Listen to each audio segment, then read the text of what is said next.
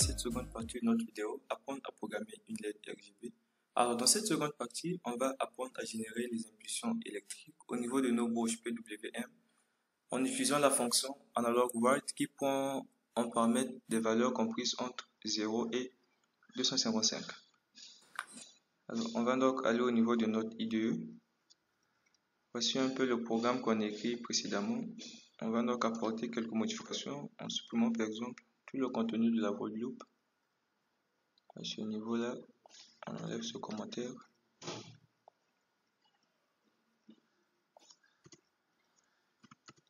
Alors, ce qu'on va garder ici, c'est ce tableau. Ce tableau-ci qui contient nos broches qu'on a eu utilisées, notamment la broche numéro 4, 3 et 2. Et à ce niveau, au niveau de notre void setup, on va garder ce bout de code qui définit nos broches comme étant des sorties. Alors, tout en bas de la void loop, on va apprendre à déclarer une nouvelle fonction qui n'est autre qu'une portion de code qui va nous permettre à réaliser des tâches répétitifs. Donc, notre fonction, on va l'appeler displayColor. Vous pouvez l'appeler comme vous voulez. Ça prendra en compte trois paramètres qui sont les quantités de couleurs qu'on aurait utilisées. Je vais l'appeler par QTE. QTER pour la quantité du rouge. Je vais juste me mettre là à copier.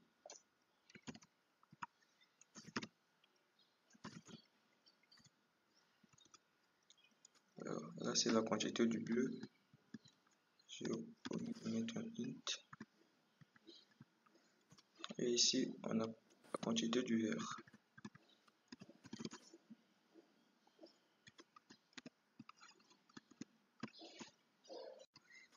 Alors, à ce niveau, on va donc utiliser notre fonction analog write pour pouvoir envoyer les quantités de couleurs au niveau de notre LED.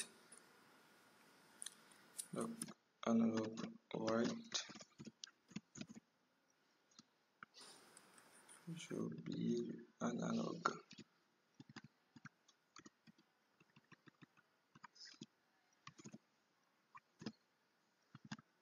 Donc là, je ferai appel à notre tableau de pin.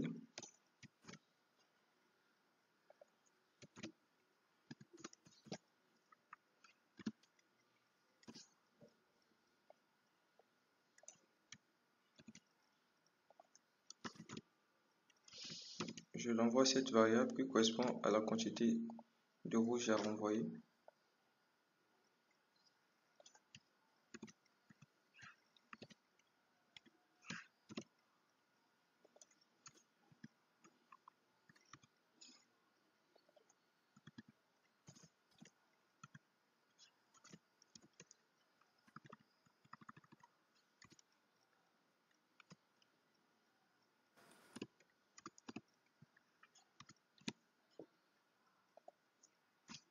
Alors ici, je mettrai en commentaire LED RGB à cathode commune. LED RGB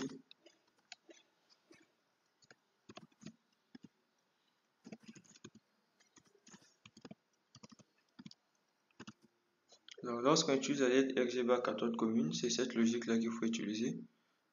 En ce qui nous concerne, on utilise une LED à note commune. On va donc inverser le sens de lecture en mettant le signe moins devant.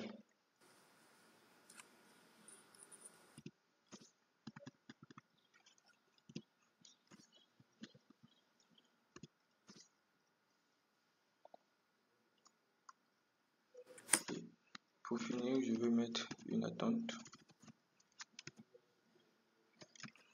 de 3 secondes. Ceci, je vais le mettre en commentaire vu que ce n'est pas utile pour notre programme.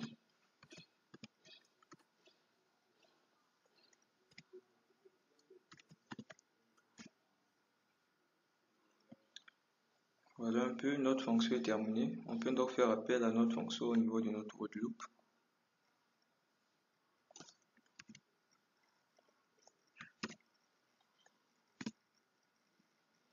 Donc, ici au niveau de notre fonction, je vais l'envoyer les trois paramètres qu'il a besoin, qui sont les couleurs, qui sont les quantités de couleurs de notre LED. J'envoie par exemple 255, 255 et encore 255. Alors ici c'est pour donner une couleur blanche.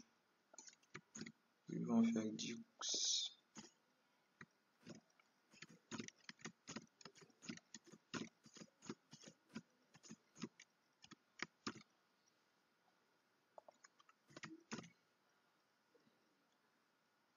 Alors à ce niveau-là, au niveau des combinaisons, il y a plusieurs logiciels qui vous permettent d'obtenir les différents teintes possibles. Comme par exemple à ce niveau, là je suis sur Paint. Ce niveau ici, je vois que lorsque je déplace mon curseur, on m'affiche la quantité du rouge qu'il faut, la quantité du vert et du bleu pour avoir cette couleur.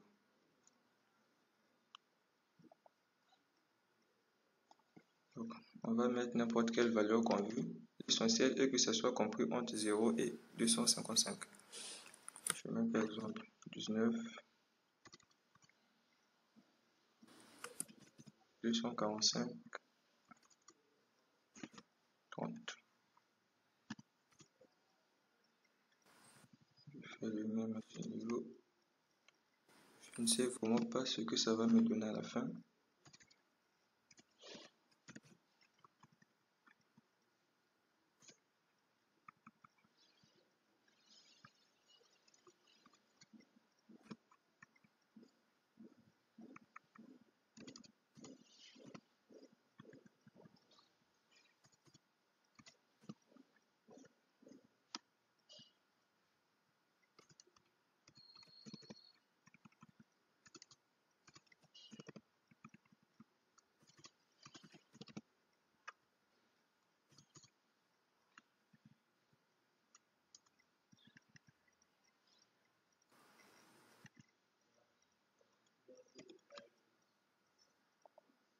Voilà un peu différentes combinaisons que j'ai eu à réaliser. Vous pouvez en faire autant que vous voulez, cela ne dépend que de vous. Avant de téléverser notre programme, on va revenir au niveau de notre fonction displayColor. Tout au niveau de la fonction delay, j'ai le laisser ouvert par inattention.